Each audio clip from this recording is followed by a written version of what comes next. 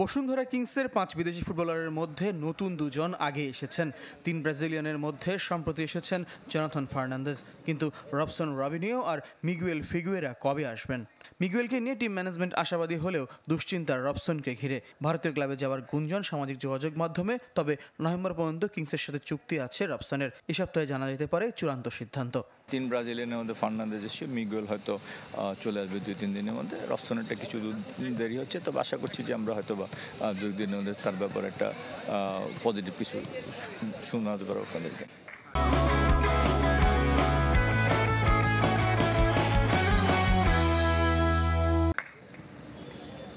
শুক্রবার শুরু হচ্ছে ঘরোয়া মৌসুম। নতুন আসর চ্যালেঞ্জ লিগে মনোযোগ কিংসের, তবে চিন্তায় এএফসি চ্যালেঞ্জ লিগ। এশিয়ান মঞ্চে শক্তি বৃদ্ধির জন্য অন্য ক্লাবের 3 বিদেশি ফুটবলার নিয়ে ভুটান যাবে বাংলাদেশ চ্যাম্পিয়নরা। মোহামেডানের সুলেমান দিয়াবাতে, ফর্টিজের জসুর জুমায়েভ এবং শেখ রাসেল ও চট্টগ্রাম আবাহনীর সাবেক ফুটবলার চার্লস দিদিয়ের, রাকিব মোরসালিনদের সঙ্গী হচ্ছেন।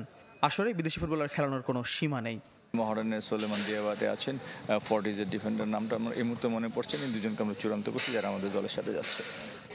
এর বাইরে গতবার আমাদের টিমে খেলে যা চার্লস দিদিয়ের, সেও থাকছে আমাদের স্কোয়াডে।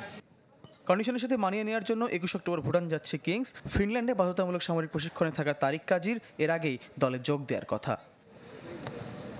ফয়জুল ইসলাম, চ্যানেল 24, ঢাকা।